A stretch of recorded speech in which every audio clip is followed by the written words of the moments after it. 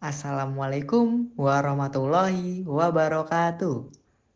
Seperti kata pepatah, tak kenal maka tak sayang. Jadi, sebelum saya memulai presentasi kali ini, kita kenalan dulu yuk.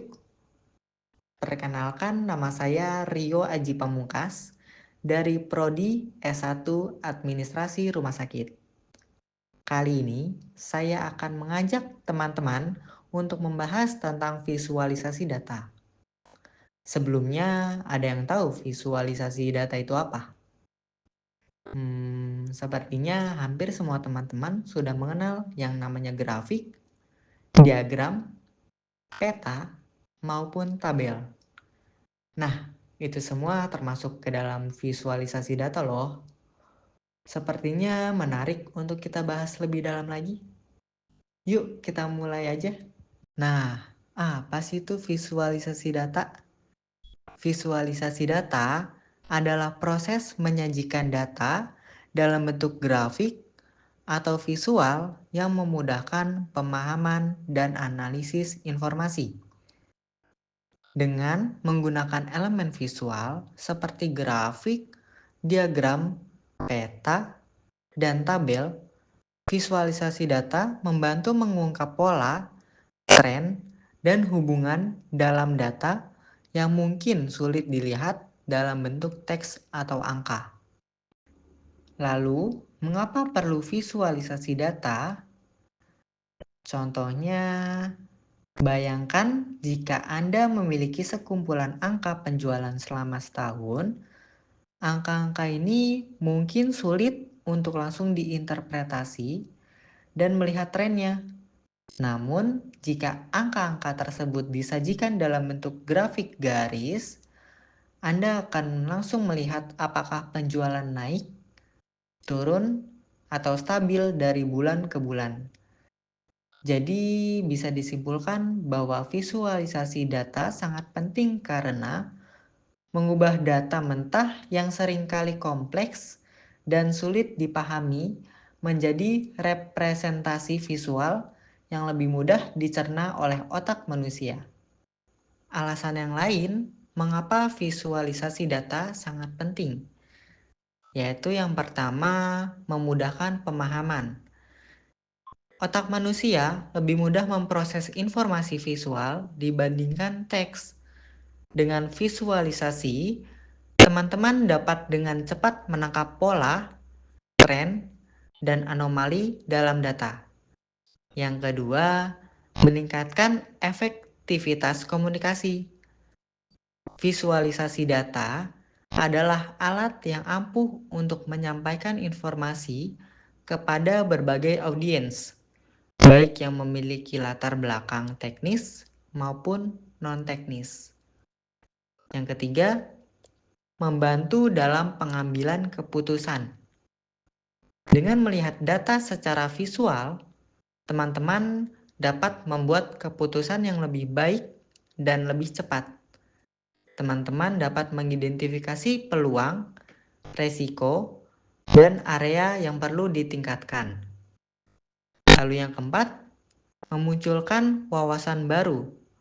Terkadang visualisasi data dapat mengungkapkan pola atau tren yang tidak terlihat saat data hanya disajikan dalam bentuk tabel atau angka. Lalu yang terakhir, meningkatkan keterlibatan. Visualisasi data yang menarik dan interaktif dapat membuat audiens lebih terlibat dan tertarik pada data. Lalu selanjutnya ada tujuan visualisasi data.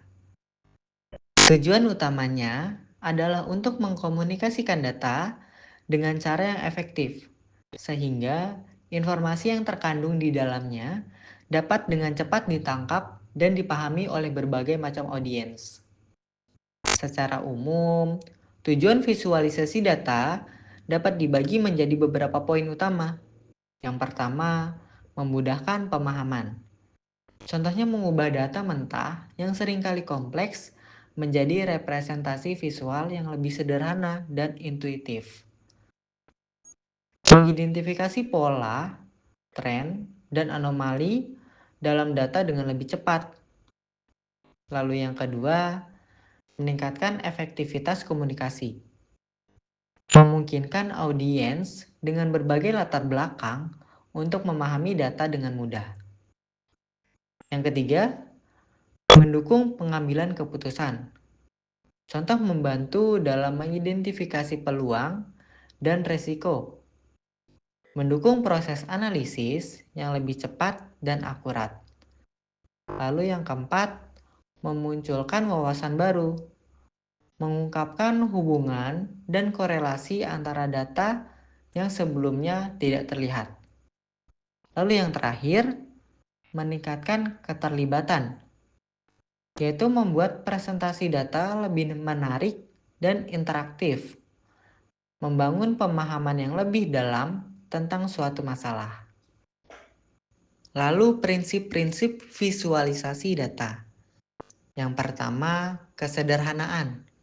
Contohnya menghindari kerumitan, gunakan warna dengan bijak, pilih jenis grafik yang tepat. Yang kedua, akurasi. Contoh, data yang benar atau label yang jelas. Yang ketiga, relevansi, yaitu fokus pada tujuan, pilih detail yang penting. 4. Konteks. Bandingkan dengan data lain, tampilkan perubahan dari waktu ke waktu. Lalu yang kelima, estetika, yaitu tampilan yang menarik, gunakan desain yang konsisten, perhatikan tata letak. Lalu yang terakhir, interaktivitas, yaitu libatkan audiens, buat visualisasi yang dinamis. Selanjutnya, jenis-jenis visualisasi data.